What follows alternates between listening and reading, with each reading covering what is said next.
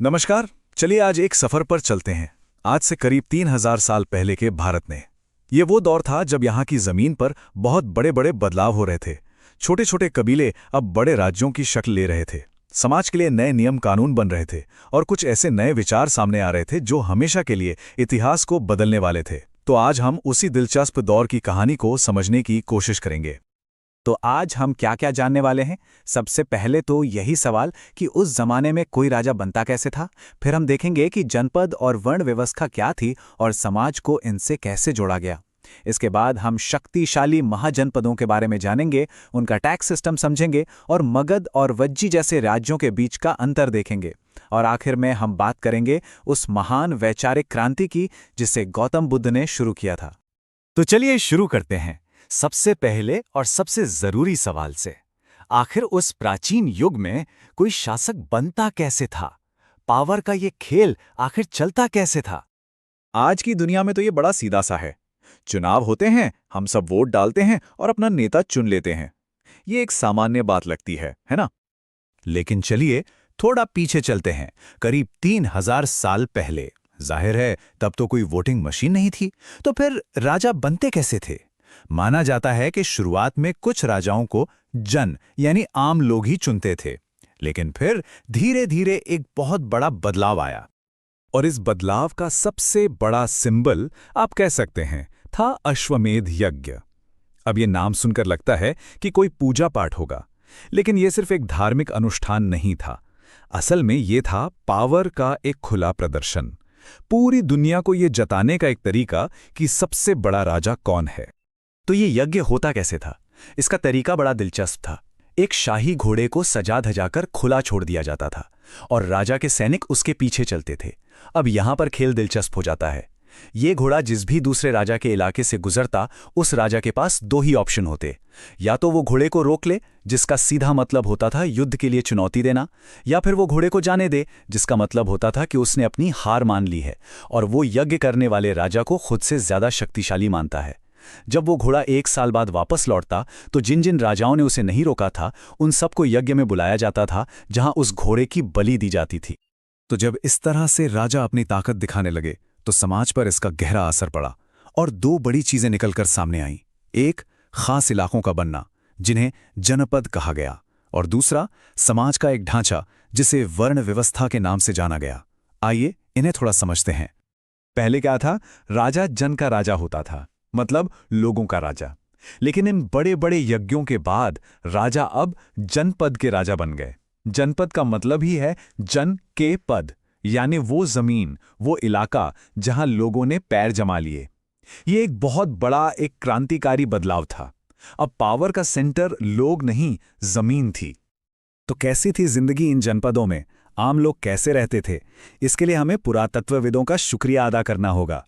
उन्होंने दिल्ली के पुराने किले और हस्तिनापुर जैसी जगहों पर जो खुदाई की है, उससे हमें एक झलक मिलती है। लोग झोपड़ियों में रहते थे, गाय भैंस और दूसरे जानवर पालते थे और चावल, गेहूं, जौ, दालें जैसी फसलें उगाते थे। और हां, उस दौर की एक और खास चीज मिली है, ये बर्तन। इन्हें कहते हैं पेंटेड ग्रेवेयर, या हिंदी में चित्रित धूसर पात्र। अब ये कोई रोजमर्रा के बर्तन नहीं थे। ये बहुत सुंदर और चिकनी मिट्टी के बने होते थे, जिन पर बारीक डिजाइन बनी होती थी। ऐसा लगता है कि इनका इस्तेमाल किसी बड़े फंक्शन या खास मौके पर ही होता होगा। अब जमीन तो बट गई, लेकिन समाज को भी बांटा गया। पुरोहितों ने एक सिस्टम बनाया जिसे वर्ण व्यवस्था कहा गया। इसमें लोगों को 4 ग्रुप्स में बांट दिया गया और ये ग्रुप तय होता था जन्म से, ना कि काम से। सबसे ऊपर थे ब्राह्मण, जिनका काम था पढ़ाई लिखाई और यज्ञ करवाना। फिर आते थे क्षत्रिय यानी राजा और योद्धा, जिनका काम था लड़ना और लोगों की रक्षा करना। तीसरे नंबर पर थे वैश्य यानी किसान, व्यापारी, पशुपालक। और सबसे आखिर में थे शूद्र, जिनका काम बाकी तीनों वर्णों की सेवा करना बताया गया। लेकिन क्या सबने इस सिस्टम को मान लिया? जी नहीं, बिल्कुल नहीं।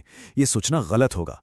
कई राजा तो खुद को ब्राह्मणों से भी बड़ा मानते थे और बहुत से आम लोग भी थे जो इस बात के खिलाफ थे कि जन्म से कोई ऊंचा या नीचा कैसे हो सकता है। मतलब उस जमाने में भी इस सिस्टम पर बहस होती थी, इसे चैलेंज किया जाता था। तो कहानी और आगे बढ़ती है।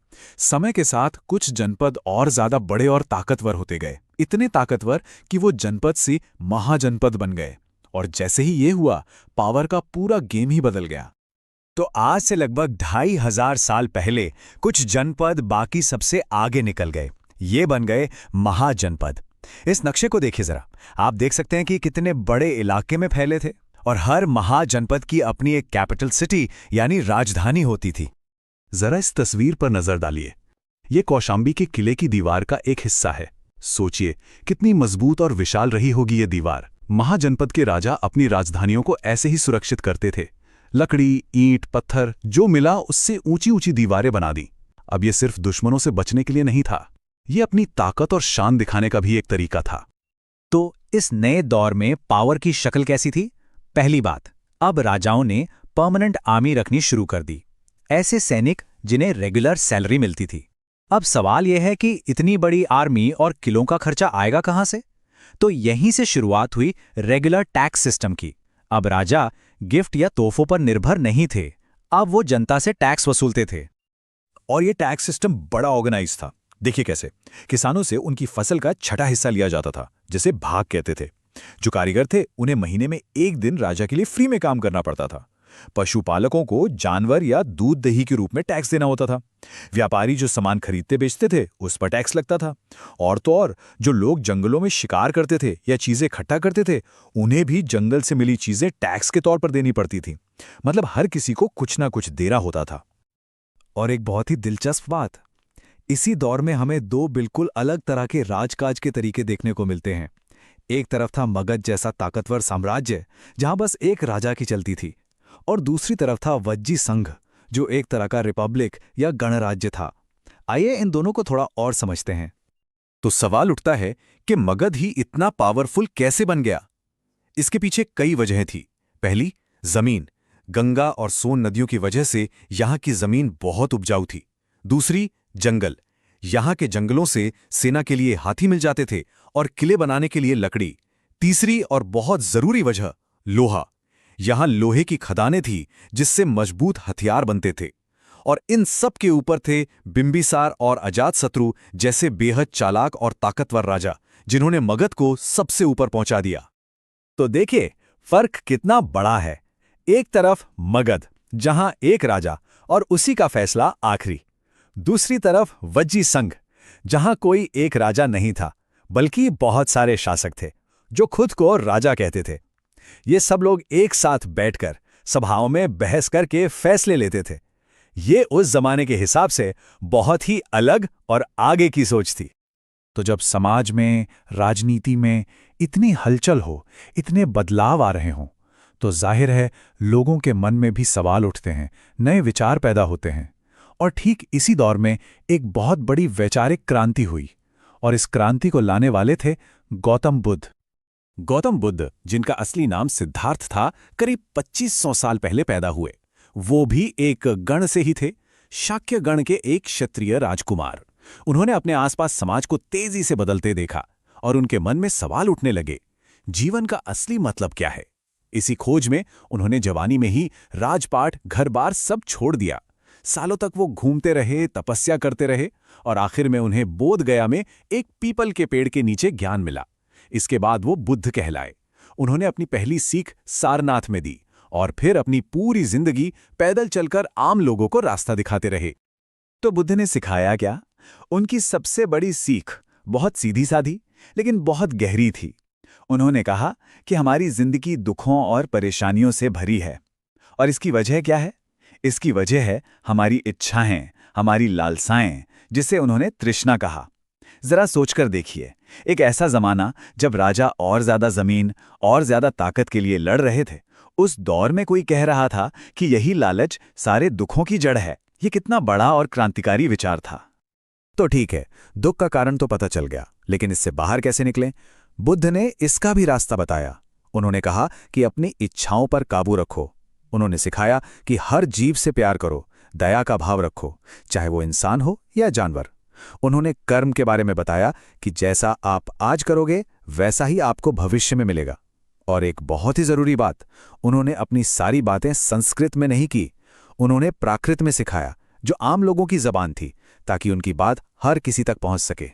तो आखिर में एक बड़ा सवाल हमारे सामने खड़ा होता है। प्राचीन भारत को असली आकार किसने दिया? एक सम्राट की तलवार और ताकत ने, या फिर बुद्ध जैसे विचारक के शांति और करुणा वाले विचारों ने? ये एक ऐसा सवाल है जिसका जवाब इतिहास की गहराइयों में छिपा है और ये आज भी हमें सोचने पर मजबूर करता है।